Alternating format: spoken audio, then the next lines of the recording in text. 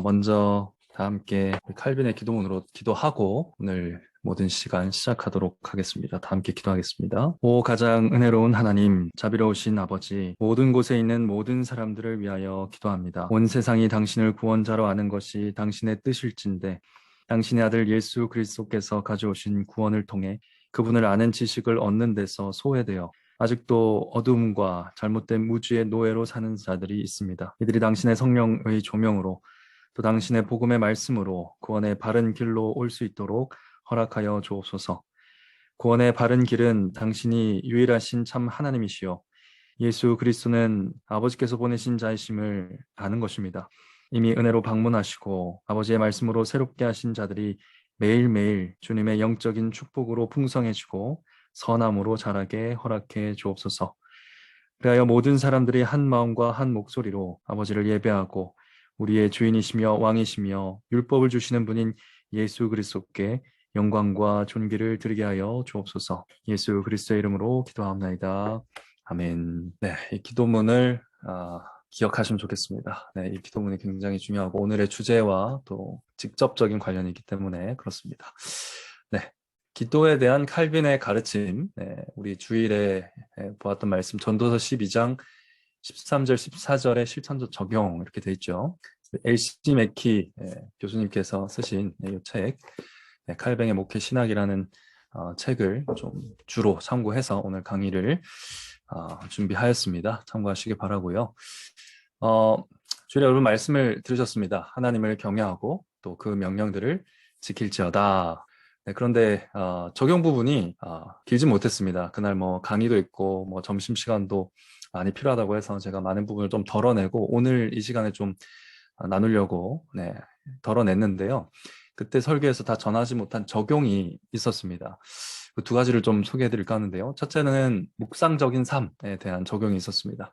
하나님을 경외하는 자는 말씀을 묵상하는 삶으로 변해간다. 이런 적용이 있었어요. 무슨 내용이냐면 삶에서 경외하는 하나님의 말씀이 무엇까지 요구하시는지 또 무엇을 금하시는지 어떤 마음의 태도와 어떤 행동을 기뻐하시거나 싫어하시는지 또 어떤 것은 하나님이 말씀하지 않으셨는지 이 모든 것들을 알아가기 위해서 성경을 묵상하는 사람이 되어간다. 누가요? 네, 하나님을 경외하는 사람이 이렇게 되어간다 하는 적용이 있었습니다. 특별히 제가 적용하고자 했던 부분은 하나님이 말씀하지 않은 것, 하나님이 성경을 통해서 말씀하지 않은 것이 있다면 이에 대해서 경솔하게 이성이나 경험을 통해서 캐내려 하지 말아야 된다. 이것이 또한 경외하는 자의 묵상의 태도다. 그래서 이러한 묵상적인 삶을 통해서 말씀 외에 다른 터들을 없애가는 것, 그것이 삶의 개혁이다. 이런 적용이 하나 있었고요. 그리고 오늘 주제와 좀 더 관련이 있는 기도적인 삶에 대한 적용이 있었습니다. 하나님을 경외하는 자는 그 삶이 기도적으로 되어간다. 삶이 기도적인 삶이 된다. 이런 적용이었습니다. 이게 무슨 내용이냐면요. 하나님을 경외한다는 것은 모든 삶의 때마다 시마다 모든 것을 기도적으로 한다는 것입니다. 모든 생각, 모든 말, 모든 행동, 모든 판단을 하나님 앞에서 기도하듯이 하는 사람으로 변화되어 간다는 것이죠. 이게 좀 예를 들어서 설명드리면 이런 내용이었습니다. 우리가 보통 어떻게 살아갑니까? 내가 이것을 해야겠다 하고 하지요. 그런데 그렇게 사는 것이 아니라 기도적으로 산다는 것은 내가 이것을 해야겠다에 해당하는 모든 생각과 말과 행동들을 어떻게 한다고요? 하나님, 제가 이것을 하겠습니다 하고 하는 것입니다. 그 생각의 구조가 바뀌는 것이죠. 삶의 모든 순간순간마다 이런 식으로 하는 겁니다. 내가 이걸 사야겠다가 아니라 하나님, 제가 이걸 사겠습니다. 네. 애들을 혼내야겠네가 아니고 하나님, 제가 애들을 좀 혼내야겠습니다. 그러면 우리의 삶이 하나님의 말씀 혹은 하나님에 대한 경외의 마음으로 제한을 받겠죠. 컨트롤을 당한다는 겁니다. 하나님의 뜻에 따라 우리가 막 방종하고 우리 뜻대로 막 행하는 것이 아니라 내 성질대로 막 화내는 것이 아니라 화가 난다. 이것도 어떻게 기도적으로 바꿀 수 있겠습니까? 하나님, 제가 화가 납니다. 우리의 생각이 이렇게 다 바뀔 수 있다면, 기도적이 된다면 우리의 삶이 정말 개혁되어져 가겠죠. 그래서 하나님을 경외하는 자의 삶은 그렇게 모든 일에 코람되어 하나님 앞에서 기도하듯이 그렇게 살아가게 된다. 그것이 우리 삶의 개혁을 일구어낸다. 이런 적용이 있었습니다. 그런데 생략이 됐던 것이고요. 근데 이 두 가지 적용이 오늘 제가 소개할 이 칼빈의 가르침에서 나온 것입니다. 그래서 제가 오늘 따로 완전히 한 강의로 구성하는 게 좋겠다 해서 따로 뺐습니다. 네, 이 적용이 나오게 된 어떤 칼빈의 기도에 대한 가르침에 대해서 오늘 함께 살펴보도록 하겠습니다. 먼저 소제목을 경외, 예배, 기도 이렇게 잡아왔습니다. 자, 우리가 하나님을 경외하고 경외에 대해서 쭉 배웠는데 복습을 한번 해볼까요, 여러분? 네, 경외가 뭐라고 했습니까? 아주 쉽게, 네, 그리고 간단하게 정리를 한번 했었는데 뭐였죠? 믿음, 소망, 사랑 이렇게 정리를 했었습니다. 전적으로 하나님을 신앙하는 것이 바로 하나님을 경외하는 것이라고 했죠. 자, 그러면 하나님을 경외하는 자, 하나님을 정말 믿고 신뢰하고 사랑하고 소망하는 자가 하는 첫 번째 순종이 뭘까요? 뭐겠습니까? 우리가 1계명이 하나님을 경외하라는 명령이었다고 했지요. 1계명 다음에 명령하시는 것이 뭡니까? 3계명, 4계명 뭐죠? 네, 예배입니다. 네, 하나님을 경외하는 자의 첫 번째 순종은 예배로 드러나는 것이고 사실 모든 내용이 예배가 되어야 합니다. 이웃을 사랑하는 것도 사실은 삶 가운데 예배로 드려져야 할 부분인 것이죠. 그래서 이제 성경을 보게 되면 이 경외라는 말이 또 예배라는 말과 동의어처럼 사용되는 게 많습니다. 네, 하나님을 예배하라는 명령이 곧 하나님을 경외하라인 경우가 굉장히 허다하다는 것이죠. 자, 그런데 성경 전체에서 이 하나님을 예배하는 것에 아주 특별한 부분으로 무엇을 소개합니까? 네, 우리 웨스트민스터 신앙고백서 21장 3항에서 감사하며 기도하는 것이라고 소개합니다. 네, 그래서 이제 소제목이 경외, 예배, 기도였던 것입니다. 그래서 우리가 예배라고 할 때 가장 핵심적이고 좀 특별한 부분이 바로 기도라는 것을 성경 전체에서 가르친다고 우리 신앙고백서는 고백을 하고 있다는 것입니다. 실제로 시편 141편 2절 여러분 있는 곳에서 한번 다 같이 읽어보겠습니다. 나의 기도가 주의 앞에 분향함과 같이 되며 나의 손 드는 것이 저녁 제사같이 되게 하소서. 이런 말씀이 있습니다. 자, 기도가 분향함 같이 되고 나의 기도가 나의 손드는 것이 저녁 제사 같이 되게 하소서. 손드는 게 이제 기도의 자세였거든요. 구약 시대에. 분향은 여러분 언제 어떻게 하는 겁니까? 네, 공적인 제사 자리에서 하는 겁니다. 저녁 제사, 공적인 제사입니다. 네, 그러니까 내 기도가, 내 개인적인 기도가 공적인 예배와 같이 되게 하소서. 나의 개인적인 예배가 공적인 예배처럼 주님께 드려지기 원합니다. 라고 소원하면서 기도하는 내용이 시편 141편에 나오고 있죠. 또 이 말씀과 관련해서 디모데전서 2장 8절은 그러므로 각처에서 남자들이 분노와 다툼 없이 어떻게 하라고 합니까? 거룩한 손을 들어 기도하기를 원하노라 했습니다. 이 손을 드는 게 기도의 자세라고 했지요. 각처라는 건 모든 장소를 말하는 건데 특히 각 집에서 남편들이, 아버지들이 거룩한 손을 들어서 예배하는 사명을 받았다라는 것에 대해서 말씀하는 말씀도 있고요. 그리고 시편 65편 2절 말씀 또 읽어보겠습니다. 기도를 들으시는 주여 모든 육체가 주께 나아오리이다. 이런 말씀도 있습니다. 이것은 하나님은 기도를 들으시는 주님이라는 믿음을 가지고 내 기도를 들으실 주님이라는 소망을 가지고 그 믿음과 소망을 가지고 나아가는 것. 이것이 기도다. 믿음의 기도가 예배의 아주 중요한 표현이다라는 것을 여기서 나타내고 있는 것입니다. 네, 이것이 주께 나아가 예배하는 자의 행동이라는 거죠. 이렇게 기도는 굉장히 예배에서 아주 중요하고 핵심적인 부분으로 많은 성경에서 소개를 하고 있습니다. 자, 칼빈은요, 하나님을 바르게 예배하기 위한 원리의 핵심이 바로 그래서 믿음과 기도라고 했습니다. 우리가 주일에 믿음에 대한 강의를 들었기 때문에 또 오늘 강의가 그 강의와 합해져서 또 완전함을 이루게 될 것 같다는 생각을 합니다. 야, 믿음이 무엇인가? 칼빈이 이렇게 또 말했다고 소개를 하고 있습니다. 믿음은 하나님에 대한 바른 예배다. 네, 하나님에 대한 바른 예배, 그 자체가 믿음에 있다는 것이고요. 성령께서 말씀으로 우리 안에 가르치고 역사하는 대로 그대로 하나님께 의탁하고 의지하는 것. 네, 그것이 믿음이고 그것이 바른 예배의 핵심이다라고 칼빈이 가르쳤다고 하고요. 자, 이 믿음이 중요하기 때문에 기도도 중요하다 이렇게 설명을 합니다. 기도는 믿음의 최고의 훈련이다. 혹은 믿음의 최고의 실행. 그것이 바로 기도다라고 칼빈은 표현합니다. 믿음이 하나님을 알고 의지하는 관계라고 한다면 그 관계 안에서 의사소통하는 기본 형태가 바로 기도다. 그러니까 기도가 얼마나 중요한가. 믿음이 있는 자가 하나님과 실제로 관계하기 위해서 사용하는, 실행하는 믿음을 훈련하는 그러한 도구가 바로 기도라고 소개하고 있는 것입니다. 그리스도 안에서 하나님의 약속을 의지하며 하나님께 바르게 예배할 때 우리는 친밀하게 하나님과 의사소통하는데 그 의사소통의 기본이 바로 기도다라는 것입니다. 그래서 칼빈은 기도는 하나님이 명령하신 것이다. 하나님은 이미 모든 것을 아시지만 우리에게 기도를 명하셨다. 여러분 우리가 매일 기도하면서 이 생각하지 않습니까?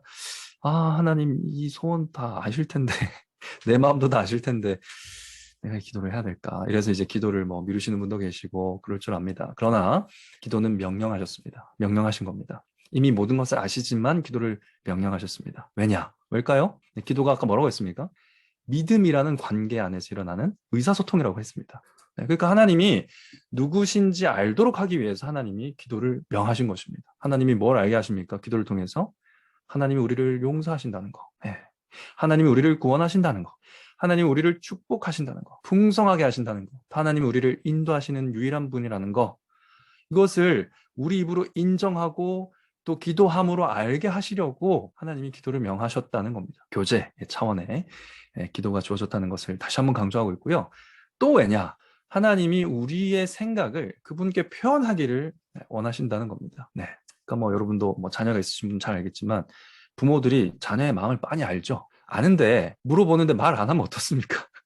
빤히 아는데 말 안 하면 굉장히 힘들거든요. 네, 물어봤을 때 답을 한다는 것은 그 관계가 아주 원활하다, 아름답다, 평화가 있다 이런 의미겠죠. 그래서 하나님께 우리의 생각을 표현하기를 하나님이 원하시고 그것을 통해서 우리가 하나님과 화평 가운데 있다는 것을 우리가 알고 살기를 원하신다는 겁니다. 그래서 하나님의 선하심에 감사를 표현하고요. 우리의 죄를 또 고백하고요.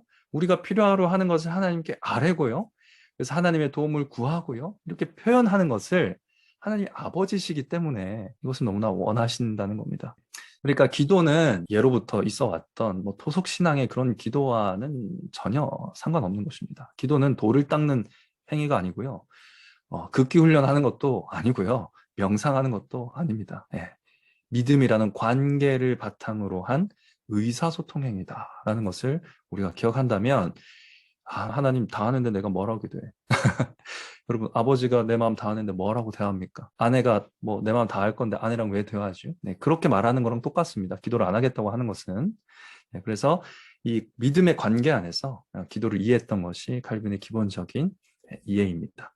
그런데 이 칼빈이 기도에 대해서 가지고 있던 이 여러 가지 뭐 가르침 오늘 다 할 수는 없고요. 이 칼빈이 기도에 대해서 가르친 것 중에 아주 굉장히 좀 독특한 가르침이 있습니다. 그것을 오늘 살펴보려고 하는데 이것이 바로 모든 이들을 위해 기도하라는 교훈입니다. 네, 모든 이들을 위해 기도하라. 자, 칼빈의 기도에 대한 실천 중에 가장 흥미롭고 또 칼빈이 하나님을 얼마나 경외하는지가 잘 나타나는 교훈이 바로 모든 이들을 위해 기도하라는 교훈입니다. 지구상의 모든 이들을 위해 기도해야 한다.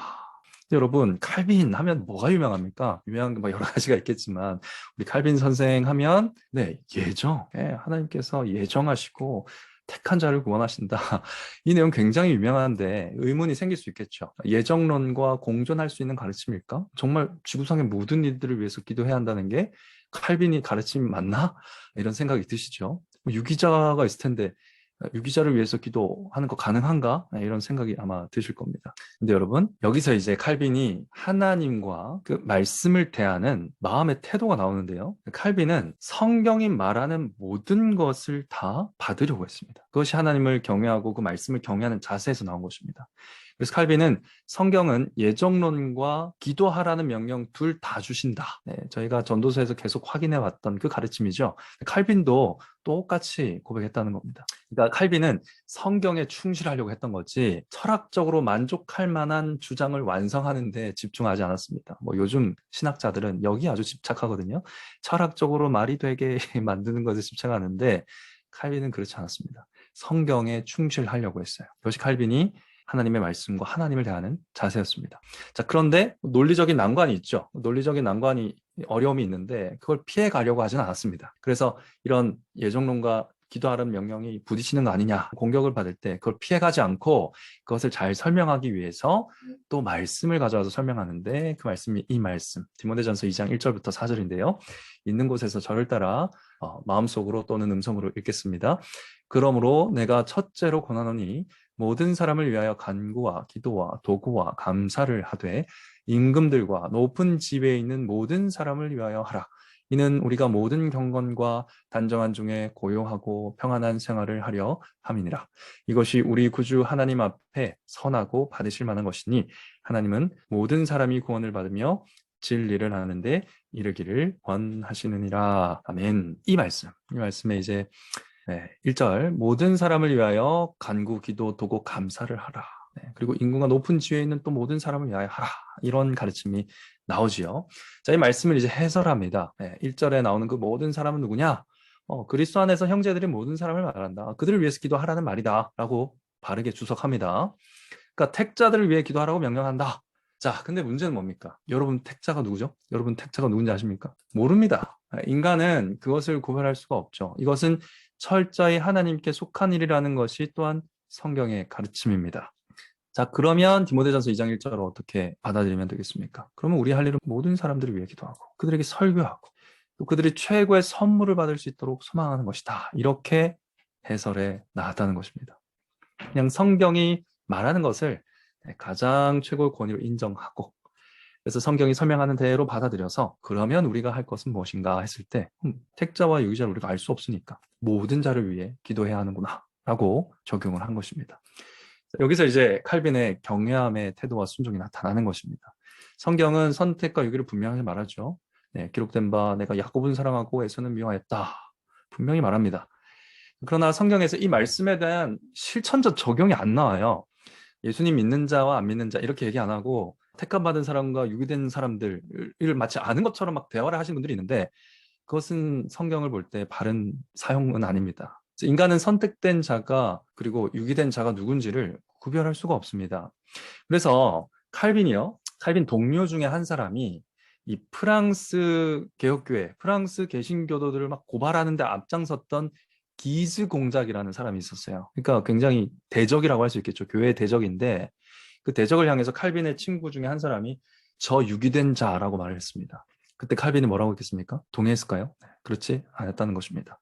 당신이 지금 특별 계시를 받고 있는 게 아니면 당신이 지금 직통 계시를 받고 있는 게 아니면 어떤 인간도 그건 말할 수 없는 부분이다 라면서 그 사람을 나무랬다는 겁니다. 친구를. 교회를 공격하는 대적을 향해서 그런 말을 해도 칼빈은 그에 대한 판단을 유보했다는 거예요. 여러분 이게 우리가 살아가면서 막 극악무도한 사람들 정말 인간적으로 구원의 여지가 없다고 보이는 그런 사람이라 할지라도 우리는 사람이기 때문에 우리는 하나님이 아니기 때문에 하나님께 속한 일들에 대해서 경솔하게 판단하거나 말하기를 주의해야 합니다. 이것이 하나님을 경외하는 자의 태도입니다. 그래서 칼빈도 당연히 유기자라고 말할 수 있을 법한 사람에 대해서 그렇게 하지 말라고 분명하게 가르쳤다는 겁니다. 그래서 칼빈이 어떻게 정리를 하냐면요. 예정론이란 기독교인들이 믿는 것이지 기독교인이 행함으로 참여할 성격은 아니다. 이거 이해되십니까? 예정론이란 기독교인들이 믿어야 할 것이지 기독교인이 행함으로 참여할 성격의 것은 아니다라고 결론을 지었다는 겁니다. 이러한 이해가 하나님을 경외하고 그 명령들을 지키는 자의 삶의 적용입니다. 하나님의 말씀하신 바를 가장 높은 권위에 두고 그 아래 이성과 경험이 다스림 받게 하라고 했죠. 그러니까 이 말은 하나님이 말씀하지 않은 것에 대해서는 경솔하게 자기 이성이나 경험을 가지고 캐 묻거나 하지 않는 거라고 했습니다. 말씀하지 않으신 하나님을 그대로 경외하라는 겁니다. 하나님이 이 부분 말씀하지 않으셨는데 그 말씀하지 않으신 하나님을 그냥 경외하고 그대로 받아들이고 사랑하고 신뢰하고 소망하라는 것이죠. 우리가 여러분 전도서에서 배운 것처럼 하나님은 모든 때를 정하시고 때를 따라 아름답게 하셨는데 그걸 하나도 알려주질 않으셨습니다. 다만 말씀을 주셨을 뿐이죠. 욥을 한번 생각해 보십시오. 욥기를 보시면 욥이 결국 자기에게 왜 이런 일이 일어났는지 모르고 욥기가 끝납니다. 욥이 다 알고 끝나나요? 천상에서 그런 회의가 있었는지 마귀가 그런 요구를 했는지 알고 끝납니까? 하나님 안 알려주시거든요. 모르고 끝나요. 근데 이제 마지막에서 욥이 깨닫고 또 욥이 행하는 행동을 보면 그냥 모르게 하시고 알려주지 않으신 하나님을 그냥 수용합니다. 받아들입니다. 그래서 욥이 뭐라고 합니까? 마지막에 가면 주께 대하여 귀로 듣기만 하였었더니 이제는 눈으로 주를 배옵나이다 이러죠. 그게 너무 이상하지 않습니까? 그러니까 이 일이 왜 일어났는지에 대해서는 끝내 욥이 몰랐어요. 그런데 하나님에 대한 존재의 이해는 훨씬 깊어진 겁니다. 이게 경외함의 신비라고 제가 이름을 붙여봤는데요. 경외함으로 하나님을 관계하고 하나님의 말씀을 대하는 자가 경험하는 신비입니다. 그러니까 하나님이 내 삶에 뭘 알려주지 않았는데 그 모르는 상태에서 모르게 하신 하나님을 씨름하는 과정 가운데 그대로 수용하고 믿고 신뢰하게 됐을 때 그 인격적인 관계는 더 깊어지더라는 겁니다. 하나님에 대한 이해가 더 깊어지더라는 거예요. 귀로만 알던 하나님을 눈으로 본 것처럼 알게 되더라는 겁니다. 이게 하나님을 경외하는 자가 경험한 신비입니다. 네, 다 알아서 하나님에 대해 이해가 깊어지는 게 아니라 모르지만 하나님에 대한 교제와 존재에 대한 이해가 더 깊어지는 믿음의 성장을 경험하게 되는 것입니다.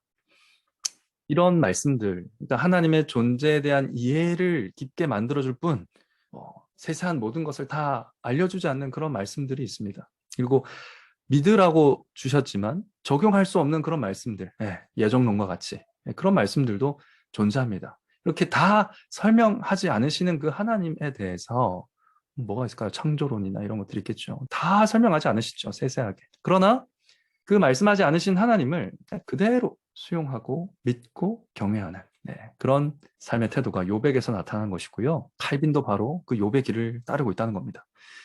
하나님이 모든 것을 예정하셨다는 것을 압니다. 근데 그것만 알아요. 누가 예정되었는가 모릅니다. 그래서 칼빈 선생은 이에 대해서 성경은 예정에 대해서 말하지만 예정의 적용을 말하진 않는다. 그래서 그렇게 말씀하신 하나님을 그냥 경외하는 겁니다. 그리고 그 하나님의 어떻게 우리가 순종할까를 생각해서 순종하는 것이죠. 이것이 누가 예정된 자인가 아닌가를 판단하지 않고 그대로 모든 자들을 위해서 기도하는 이 가르침을 줄 수 있게 된 배경입니다. 자, 그러면 이제 그렇다고 할 때 기독교인들이 할 일이 바로 모든 자들을 위해 기도하고 말씀을 전하고 힘 닿는 대로 돕는 것이다 라고 칼빈이 말했던 것이죠. 할 수 있는 한 모든 창조물에게 말씀을 전하라 하셨지만 우리가 직접 가거나 인쇄물을 전달하는데 한계가 있다. 그러므로 이렇게 하라 하면서 기회가 주어졌을 때 내가 할 수 있는 일이 무엇인지 생각하라. 우리가 다른 사람에게 할 수 있는 가장 좋은 일은 뭐라고 합니까? 그들을 위해 하나님을 부르고 그들의 구원을 위해 청하는 것이다. 네. 그래서 칼빈은 이 세계 모든 사람들을 위해 기도하는 것이 가능하다고 말했고요. 실제로 그렇게 기도했습니다. 그것이 제가 이 시간 첫 번째 읽었던 기도문입니다. 실제로 사용됐던 기도문이에요. 하나님이 말씀하지 않은 것에 대해서 경솔히 묻지 않는 태도, 경외함의 태도를 가지고 내게 그럼 허락된 일이 뭘까? 그것을 올바르게 판단해서 그 일들에 순종했다는 겁니다. 칼빈은 모든 이들을 위해 기도해야 될 이유들에 대해서 몇 가지 설명을 하고 있는데요. 이것만 살펴보고 이제 마칠 겁니다. 기독교인이 다른 사람을 위해서 기도해야 될 어떤 근본적인 이유는 예수 그리스도를 모르는 이들이 그분을 진정 알아야 하기 때문이다라고 설명을 합니다. 비록 믿지 않은 자들은 우리로부터 멀리 있어서 우리와 그들 사이에 두꺼운 벽이 있는 듯 보이나 그렇죠? 여러분과 믿지 않는 사람들을 딱 떠올렸을 때 또 믿지 않는 가족을 딱 떠올렸을 때 마치 큰 벽이 있는 것처럼 느껴지지 않습니까? 그런 듯 보이지만 우리는 하나님께 구하여 그들을 당신께로 이끌어 주시길 기도하며 그들이 잃어버린 바 된 것에 연민을 느껴야 한다라고 가르칩니다. 또 이렇게 가르칩니다. 특히 믿는 자를 위해 기도해야 하지만 일반적으로 십자가, 역병 혹은 전쟁, 기근과 같은 환난이나 가난, 투옥, 질병, 추방 혹은 다른 종류의 육체의 불행이나 영적 괴롭힘으로 심하게 고난받는 모든 이들을 위해서 기도해야 한다라고 칼빈은 가르쳤다라는 것입니다. 말씀드리기가 좀 조심스럽지만 이 점에서 말씀을 드릴 수 있을 것 같습니다. 우리가 이태원 참사에 대해서 이러한 시점으로 접근해야 되지 않을까. 제가 이제 주일날 그 소식을 듣고 또 당회에서 장로님들을 통해서 소식을 듣게 됐는데요. 이 내용을 제가 공부하고 얻기 때문에 당회는 공예배 전에 경건회로 모여서 사고를 당해서 치료받고 있는 자들과 또 죽은 자들의 유족의 진정한 위로를 위해서 기도를 했습니다. 예배 전에 기도할 수 있었습니다. 그들이 모든 자들에게 들어있기 때문이죠. 그럼 기도해야 하고요. 기도할 수 있습니다. 그들의 죄가 무엇입니까? 진정한 행복과 기쁨의 축제가 있는 하나님을 몰랐던 죄가 있죠. 그리고 그 가운데 교회에 다니는 신자들도 아마 있었을지도 모르는데 주일을 준비해야 될 그 밤에 거기 그 자리에 있었던 것은 또 뭘 의미합니까? 네, 교회를 다니면서도 정말로 우리 삶의 기쁨이 되고 정말로 우리 삶의 의미가 있는 그 하나님에 대해 온전히 몰랐다는 그런 것을 우리가 추측해 볼 수 있을 겁니다. 결국은 참 기쁨과 참 행복이 있는 하나님을 몰랐던 죄. 그래서 헛된 기쁨을 쫓아서 거기까지 이르게 된 그런 죄가 그들의 죄라고 한다면 여러분 교회도 책임 있는 것이죠. 그 많은 젊은이들에게 그런 참된 기쁨이 있다고 소개하지 못한 그 많은 젊은이들이 그렇게 거리를 방황하면서 기쁨을 찾아 헤매도록 한 그 책임이 교회에게 있는 것이죠. 그런 마음으로 그들을 위해 기도할 수 있어야 된다는 겁니다. 그리스도의 진정한 기쁨을 그들이 알도록 그들에게 다 닿을 수 있도록 증거하지 못한 교회 책임은 없는가? 우리가 충분히 돌아보면서 회개해야 하고요. 또 그들이 지금 겪고 있는 육체적인 고통이나 불행, 그리고 그들을 괴롭히고 있는 영적인 괴롭힘에서 벗어나기 위해 우리가 기도해야 한다는 것입니다. 또 여러 가지 자료를 보니까 사고를 당한 사람들도, 지금 살아남은 사람들도 트라우마나 후유증이 굉장하다는 것을 보게 되는데, 그 중에 택한 자가 없다고 우리가 어떻게 말합니까? 그러니까 그들 전체를 위해서 우리가 기도할 수 있는 겁니다. 전후 사정을 떠나서 그들의 비극을 바라보면서 교회가 기도할 수 있다는 것입니다. 칼빈은요, 하나님이 모든 이에게 선을 베푸심에 감사해야 한다고 말하면서요, 이렇게 말합니다. 바울은 우리에게 믿지 않는 자를 위해 기도할 뿐 아니라 그들의 풍요로움과 평안함에 감사하라고 말한다. 믿지 않는 자들이 풍요롭게 살고 평안하게 사는 것에 대해서도 우리가 감사해야 될 일이라고 말합니다. 왜 그럴까요? 그들이 왜 풍요롭고 왜 평안하게 살게 됩니까? 하나님이 그들에게 해를 비추시고 비를 내리신 결과이기 때문이죠. 하나님이 하신 일이기 때문에 우리가 감사할 수 있는 일이라고까지 소개를 합니다. 그래서 하나님이 매일 그들에게 보이신 경이로운 선하심은 우리가 찬양하기에 마땅하다. 그러므로 이웃을 사랑하는 것은 자격 없는 자들에게까지 확대돼야 한다. 우리가 자격 없다라고 여기는 자들에게도 하나님은 해를 비추시고 비를 내리시기 때문에 우리의 이 좁은 마음으로는 사랑할 수 없는 자들, 받아들일 수 없다고 생각되는 자들에게까지, 원수에게까지 확대되어야 한다라고 칼빈은 가르치고 있는 것이죠. 또 같은 맥락에서 이 본문에 대한 가르침을 확장하면서요, 다스리는 자들을 위해서 또 기도하라고 합니다. 왕좌나 세속적인 권위가 평화와 정의를 지키고 또 선한 것을 후원하도록 하나님이 세우신 지위이기 때문에 그들을 위해서도 기도해야 된다. 그러므로 기독교회는 하나님이 그들에게 일을 하라고 주신 사역을 위해서 그가 비기독교인이라 해도 하나님의 목적을 위해서 기도해야 된다라는 겁니다. 자, 우리가 또 이런 관점에서 지금 일어나고 있는 여러 가지 사건들을 살펴봐야 할 것 같습니다. 지금 뭐 중앙정부, 지방정부 할 것 없이 그들이 제 역할을 다하도록 기도해야 될 책임이 또 교회에게 있다는 겁니다. 우리가 뭐 인간적인 마음으로 비판할 수 있습니다. 비난할 수 있고 욕할 수 있습니다. 근데 먼저 우리의 자세는 하나님을 경외한다면 하나님 먼저 명령하신 건 이겁니다. 기도입니다. 그럼 기도부터 할 수 있어야 된다는 것이죠. 그리고 우리의 생각과 말이 기도적이어야 한다는 것을 기억하면 좋겠습니다. 그러니까 여러분 뭐 왜 이렇게밖에 못했냐 하는 마음이 욱하고 올라오더라도 기도로 바꾸라는 겁니다. 하나님 왜 이렇게밖에 하지 못했을까요? 왜 이렇게밖에 하지 못했을까요? 하고 하나님께 눈물로 호소하는 게 먼저라는 것이죠. 그리고 그게 결론적으로는 더 효과적입니다. 더 빠릅니다. 우리가 여러분 비난하거나 욕한다고 바뀔 겁니까? 그러든가요? 제가 경험해본 바로는 아니던데. 우리의 상한 마음의 호소와 울부짖음에 응답하시는 하나님을 믿음으로 기도하는 게 더 빠릅니다. 그리고 말씀을 묵상함으로 우리가 할 일이 무엇인지 찾고 하나님께 구하는 것이 더 빠릅니다. 그렇게 우리 안에서 일어나는 모든 소용돌이까지도 기도로 전환할 필요가 있다는 것이죠. 이런 기도의 과정 없이 감정대로 우리 소견대로 분노 표출하는 거 우리 영혼을 상하게 할 뿐입니다. 성령을 근심하게 할 수 있고요. 또 허무함만 쌓일 겁니다. 그 분노 한들 결과가 안 나오니까요. 이런 일이 한두 번입니까? 이런 일이 반복될 때마다 우리가 위에 세운 권세들에 대한 여러 가지 감정이 쏟아지겠지만 먼저 그것을 기도로 전환해서 호소하고 울부짖고 기도하면서 그들을 다스리고 있는 하나님께 호소하는 게 가장 빠른 일이다. 하나님이 그들을 세우시고 하나님이 그들을 배하시기 때문에 하나님의 손에 달린 사람들이기 때문이죠. 권위이기 때문입니다. 그래서 여러 반응이 나올 수 있겠습니다. 그러나 그런 모든 반응들을 다 기도로 전환하고 하나님께 호소하면서 나아가는 우리가 되었으면 하는 생각 듭니다. 또 기독교인이 다른 사람을 위해서 기도해야 될 이유들로 이렇게 가르치고 있습니다. 모든 사람이 한 인류이며 하나님의 형상으로 창조되었기 때문에 우리가 함께 살기를 바라시며 하나님은 우리에게 어떻게 이웃과 나누며 살 것인지 생각할 의무를 주셨다. 어떻게 우리가 이웃과 나누며 함께 살 수 있을 것인지 생각할 의무를 주셨다는 겁니다. 이러한 이유에서 하나님은 우리 모두를 한 가지 본성으로 창조하셨다. 어떤 사람을 볼 때 그를 나와 같은 형상으로 여겨야 되며 그 사람 속에서 내 모습을 보고 내 자신을 인식해야 된다라고 가르쳤던 겁니다.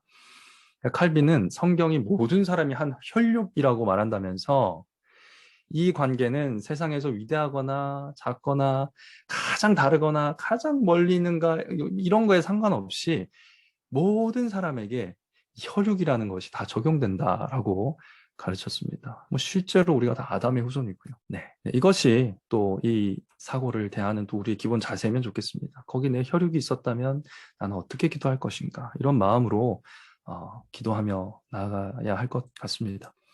또 이렇게 가르쳤습니다. 이보다 더 중요한 것은 하나님의 형상이 모든 이에게 각인되어 있다는 사실이다. 하나님의 형상이 모든 이에게 있습니다. 아주 희미하지만 있습니다. 만약 우리가 하나님을 존경하고 존귀하게 모신다면, 즉 경외한다면 모든 사람에게 주신 하나님의 형상을 무시해서는 안 된다. 그것이 아무리 희미해도 하나님의 형상이기 때문에 무시할 수 없다라고 가르쳤습니다. 또 기독교인이 다른 사람들을 위해서 기도해야 될 이유로 칼빈은 이런 설명을 합니다. 내가 경험했듯이 다른 이들도 하나님의 은총에 반응할 수 있다고 믿기 때문에 앞서서 논의됐던 것의 연장선상이죠. 그들도 나와 같다. 그럼 내가 은혜를 경험했다면 그들 가운데도 하나님의 은총을 받을 수 있는 자들이 있다. 그렇기 때문에 그들을 위해서 기도해야 된다라고 말하고 있습니다. 모든 사람을 위해 기도하기를 쉬어서는 안 된다. 사도 바울이 우리에게 하나님이 모든 사람들, 모든 나라와 모든 종류의 사람들이 구원되기를 얼마나 원하시는지 보여주기 때문이다. 전에 우리는 그의 적이 아니었던가? 하나님의 적이 아니었던가? 마귀의 자식들이 아니었던가? 우리도 그 속에 있지 않았던가? 우리가 하나님의 자녀 주 예수 그리스도의 믿음의 가족이 되는 일이 어떻게 가능했던가? 바로 하나님이 우리를 그분께로 부르셨기 때문이다. 하나님은 모든 세상의 구원자가 아니신가? 그 예수 그리스도께서 한두 사람만의 구원자이셨던가? 전혀 아니다. 그리스도께서는 하나님과 우리 모두의 중보자셨다. 나의 구원을 생각한다면 내가 구원받기 전에 이 처지에 있는 그런 자들을 위해서도 기도할 수밖에 없기 때문에 모든 자들을 위해서 기도해야 한다라고 또한 설명하고 있습니다. 하나님이 나를 은혜로 구원하셨음을 진정으로 믿고 감사하는 자는 모든 이들을 위해서 기도할 수밖에 없다는 것이죠.